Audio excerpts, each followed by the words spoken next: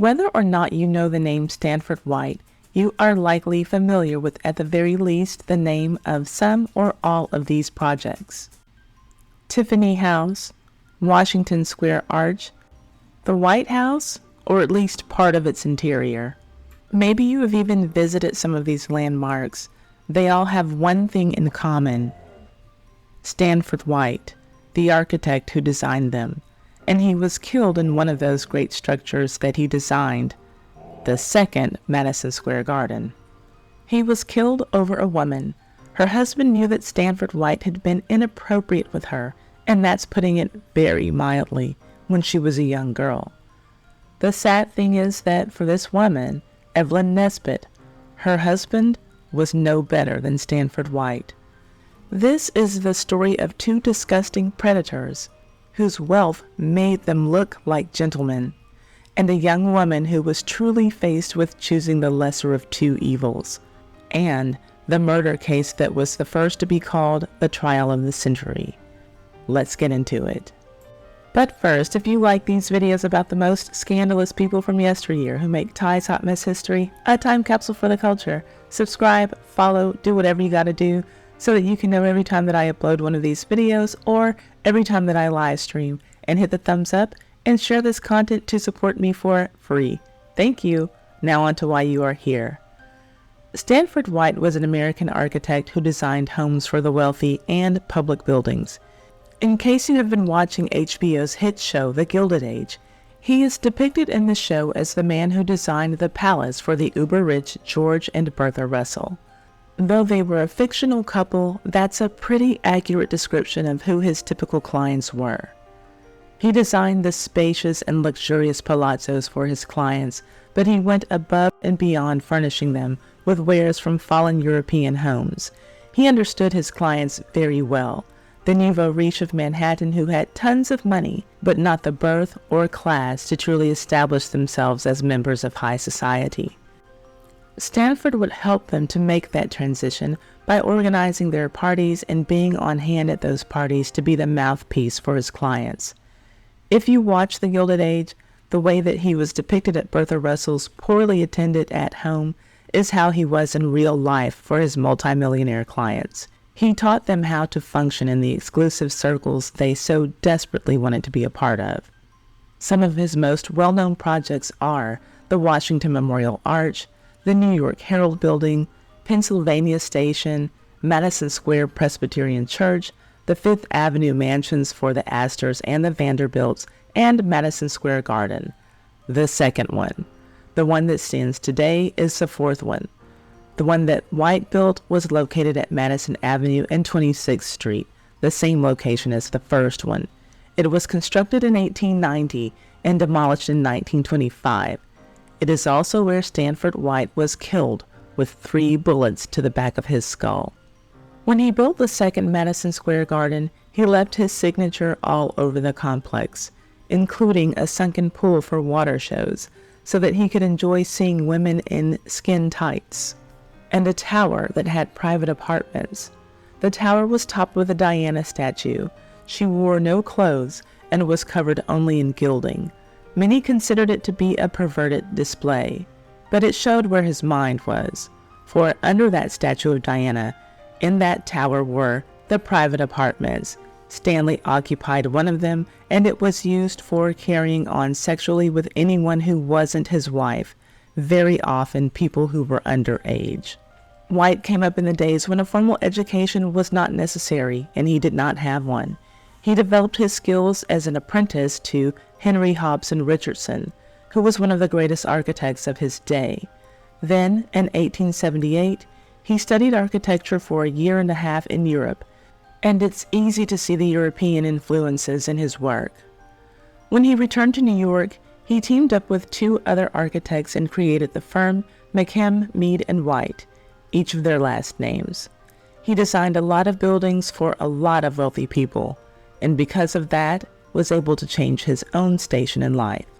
Stanford White was not born into wealth, but 5 years after he started his firm, he was able to marry into a socially prominent family because his hard work earned him a ticket into the right social circles.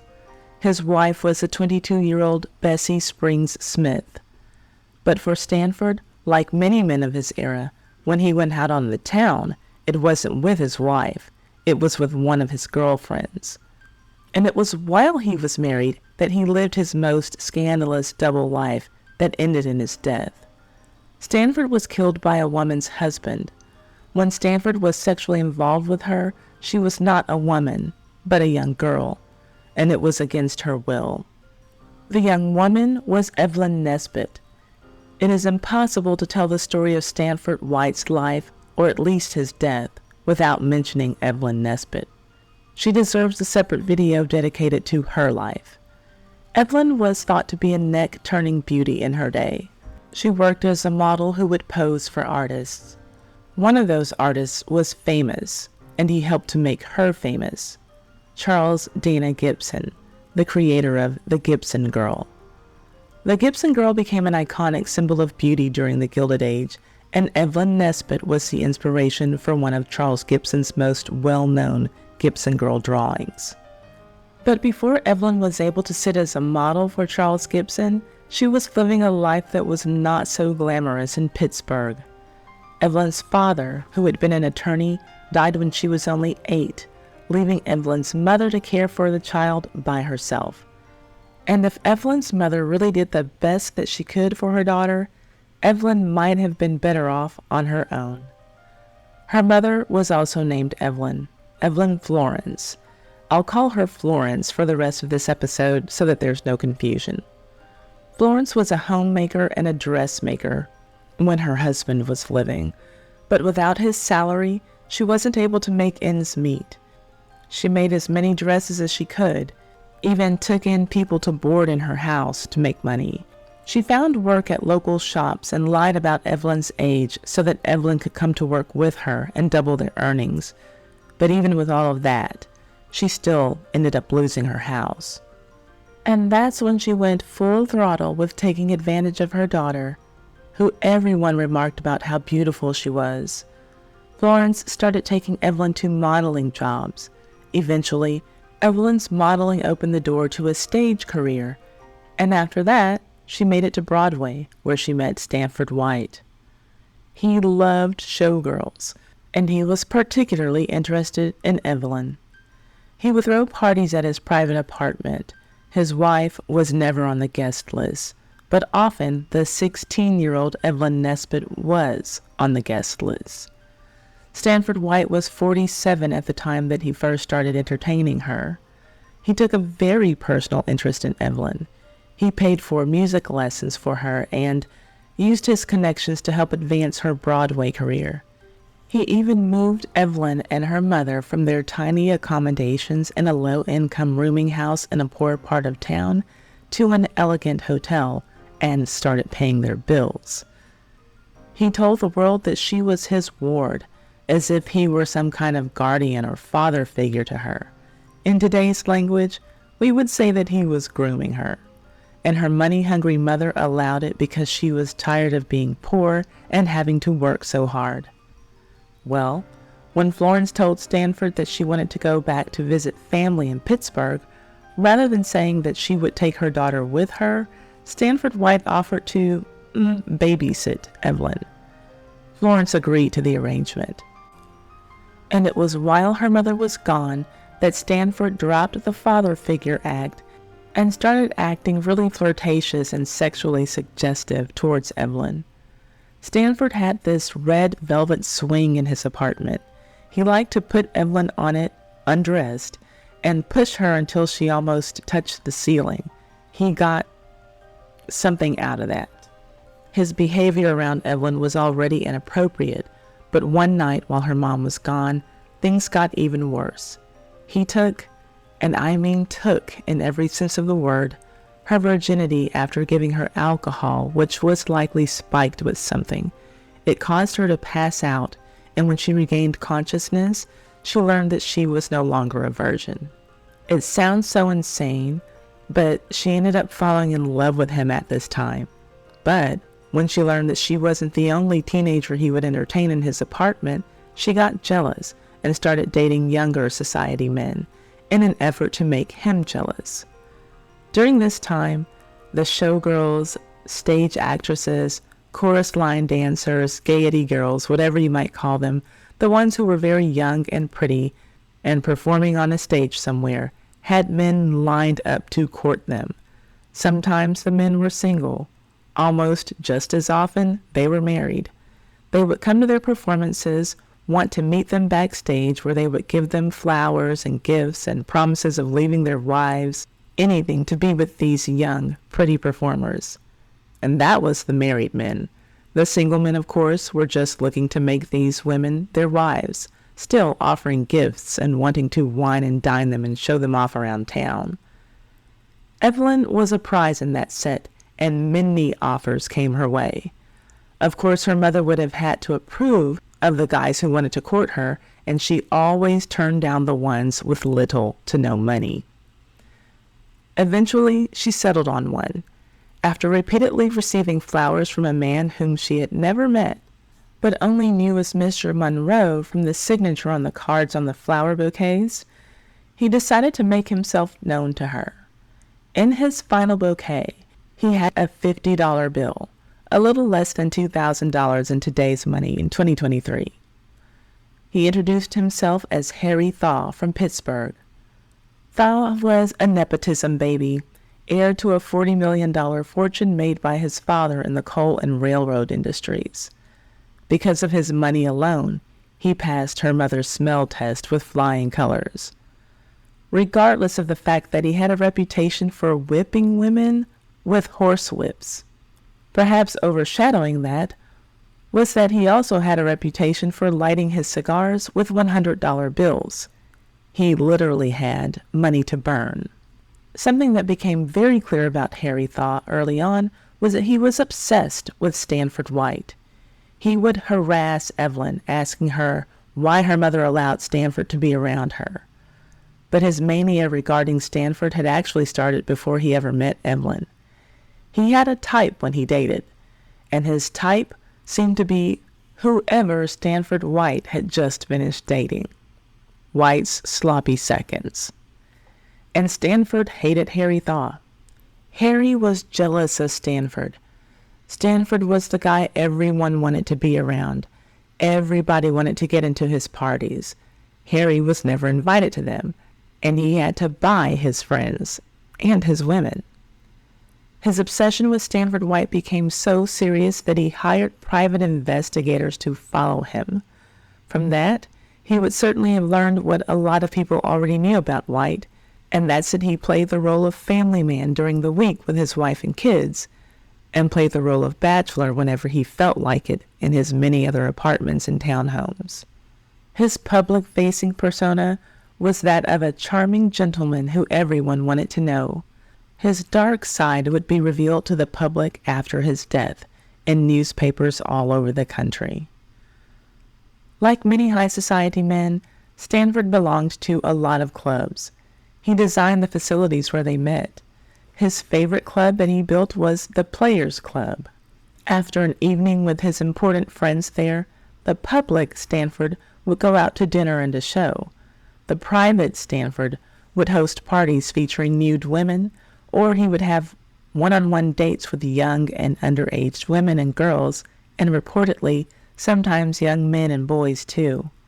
So Thaw reported these findings to the New York Society for the Suppression of Vice. He told them that Stanford White used his apartments as hideaways to drug and rape over 350 virgins. At one point, Evelyn was hospitalized with a horrible condition.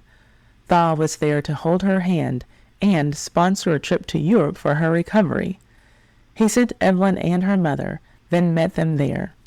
And it was on this trip in Paris that he got Evelyn to tell him everything about her relationship with Stanford White.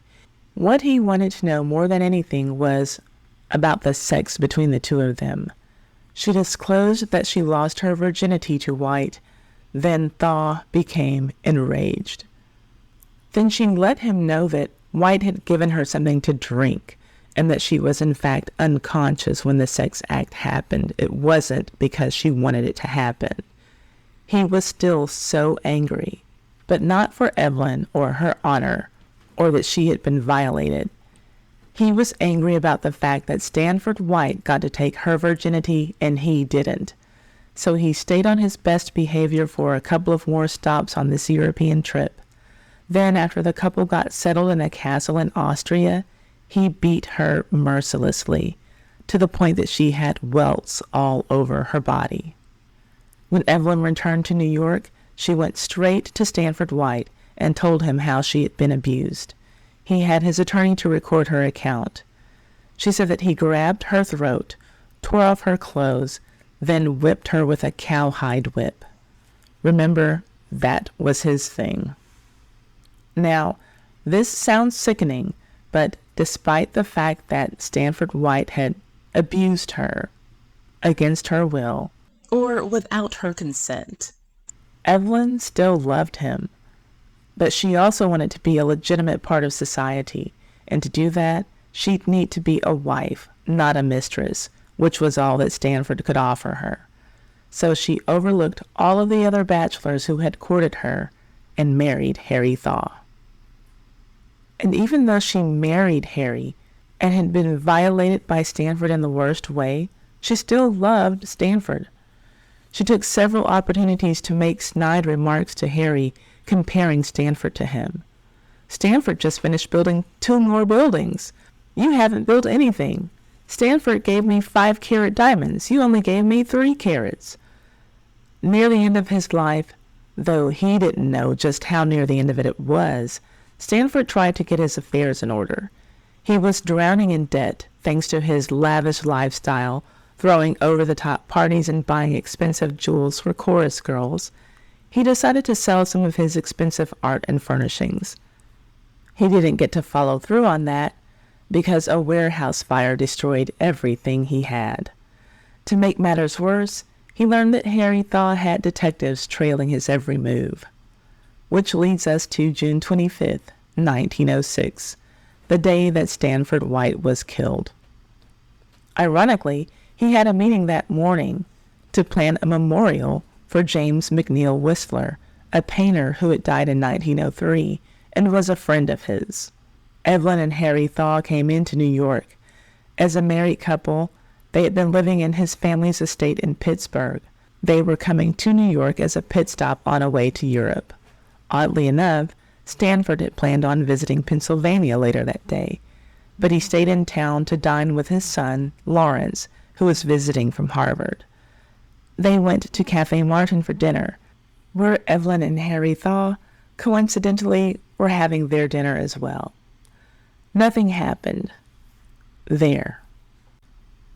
After dinner, Stanford went up to the rooftop theater at Madison Square Garden to take in the opening night of a new show. Harry and Evelyn were already there, in the theater.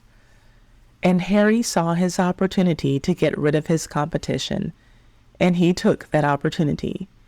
He weaved his way through the crowd, walked right up to Stanford White, and shot him in the head 3 times, and killed him.